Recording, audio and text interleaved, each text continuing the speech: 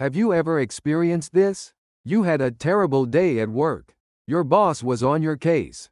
Deadlines were crushing you, and you dragged yourself to the gym feeling absolutely drained.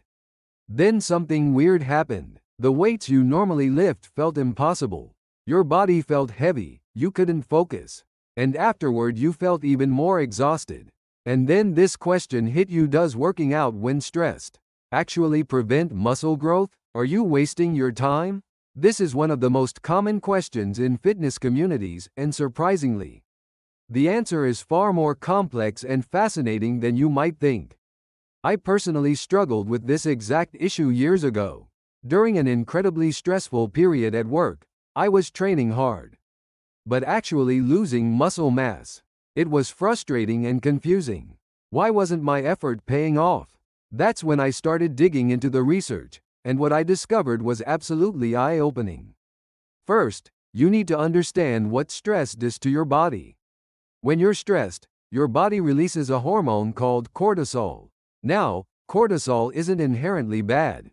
It's actually essential for survival, helping your body respond to danger and quickly mobilize energy. But here's where it gets problematic. When cortisol levels stay elevated for extended periods, serious issues emerge. According to a 2023 study from Harvard Medical School, chronically elevated cortisol can suppress muscle protein synthesis by up to 40%. That's nearly half your potential muscle growth gone. Here's an even more shocking fact. Stanford University researchers conducted a 6-month study with 200 athletes. The group that trained under high-stress conditions gained 35% less muscle mass than the group training under normal stress levels. Same workouts, same nutrition, dramatically different results. So does this mean you shouldn't work out when stressed? Wait, here's the crucial twist. Exercise itself is actually a form of stress. When you lift heavy weights, you create microscopic damage to muscle fibers. It's during the recovery from this damage that muscles grow stronger. Scientists call this the hormesis effect. The real problem occurs when psychological stress and exercise stress combine. Research from the German Sport University Cologne revealed that when these two stressors overlap, your body's recovery ability drops significantly. Specifically, muscle recovery speed slows down by an average of 2.3 times. Now for the question you're really wondering about: should you skip workouts when stressed? Surprisingly, the answer is no. With the right approach, you can actually relieve stress while building muscle. The key is adjusting your workout intensity and method. Researchers at the University of Melbourne discovered something fascinating. Even under high stress, moderate intensity exercise actually reduces cortisol levels. Specifically, working out at 60 to 75% of your maximum heart rate produced the best results. In contrast, high-intensity training backfires when you add exercise-induced cortisol on top of already elevated stress hormones. Muscle breakdown accelerates.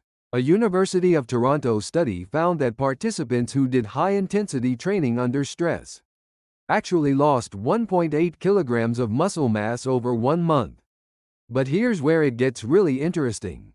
There are scientifically proven methods to build muscle effectively, even under stress. First is timing. Research from the University of Birmingham shows that working out at least 2 to 3 hours after a stressful event is far more effective than exercising immediately.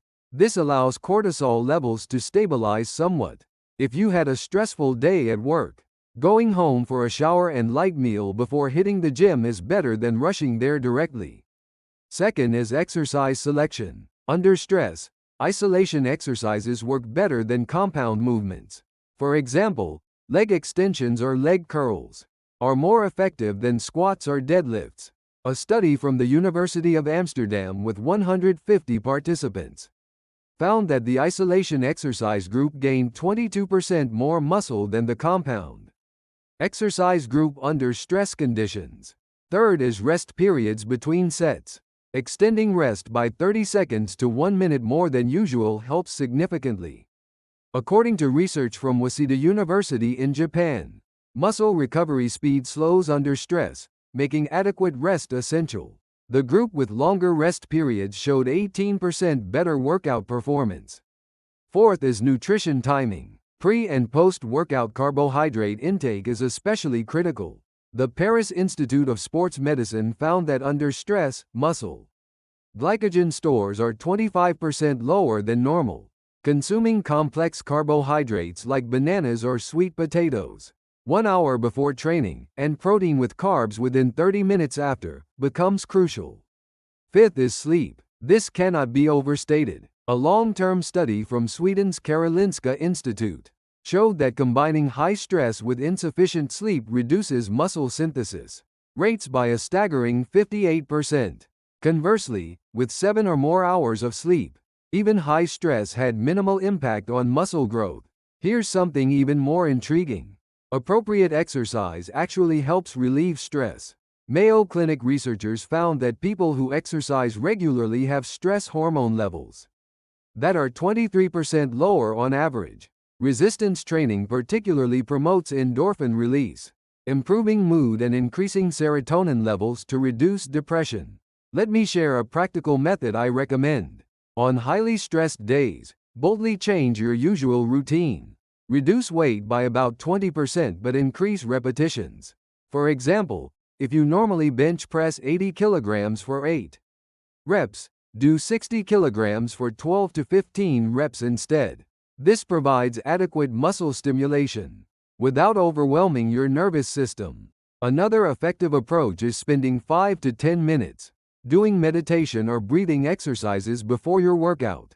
Simply taking deep breaths to release body tension makes a huge difference. Harvard Medical School's Stress Management Center recommends this technique. Inhale through your nose for 4 seconds. Hold for 7 seconds, then exhale slowly through your mouth for 8 seconds. Just 5 cycles can stabilize heart rate and lower cortisol. However, there are important precautions. No matter how good the method, you can't ignore your individual condition. If chronic stress has led to persistent insomnia or appetite loss, you must consult a healthcare professional. Exercise is only a supplementary tool. Severe stress conditions may require professional treatment. Also, if you're under extreme stress, perhaps after a traumatic event, or receiving treatment for depression or anxiety disorders, avoid high-intensity exercise. In such cases, low-intensity activities like yoga or light walking are far more beneficial. Be careful not to fall into overtraining syndrome. Exercising excessively under stress lowers immunity and increases injury risk. Research from the University of Copenhagen found that people who overtrained under high stress had injury rates 3.2 times higher than normal. Now let me give you specific implementation steps. First, objectively assess your stress level. Simply check your resting heart rate when you wake up. If it's 10 beats or more above normal, your stress is elevated. On such days, adjust your workout intensity. Here's a practical 7-day plan. If Monday brings high stress, start with light cardio or stretching. If Tuesday feels better, begin moderate intensity training. Wednesday and Thursday split upper and lower body at moderate intensity.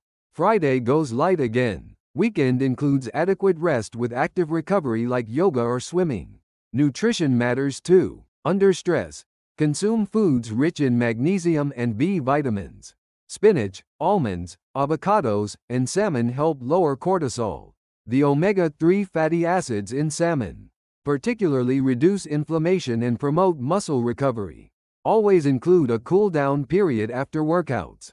5 to 10 minutes of light stretching with deep breathing activates the parasympathetic nervous system, shifting your body into recovery mode. Keep a training log. Record daily stress levels, workout intensity, sleep duration, and meals. After a few weeks, you'll discover patterns that work for you. You'll see which days had better workouts, and under what conditions you had less muscle soreness. Music helps too. University of Brunel research shows that exercising to music you enjoy reduces stress hormones by 15% on average, and improves performance by 12%. Particularly, tempos of 120 to 140 beats per minute work best for weight training. Finding a workout partner is beneficial. Training together provides motivation and stress sharing. However, choose an encouraging partner over a competitive one. Under high stress, competition can become an additional burden. Finally, here's the most important point. Don't chase perfection. On highly stressed days, if you miss your planned workout, don't beat yourself up. Just go for a light walk. Even 10 minutes of movement beats doing nothing. Stanford research shows that just 10 minutes of light, daily exercise reduces stress levels by 8%. If this video helped you, please subscribe and like. Share your experiences in the comments too. How do you manage workouts under stress? What methods worked for you? Your insights could help others tremendously. You can absolutely do this. Despite stress, despite busy schedules, you can build muscle and transform your body healthily. Don't give up. Find what works for you. I'm rooting for your healthy transformation. See you in the next video.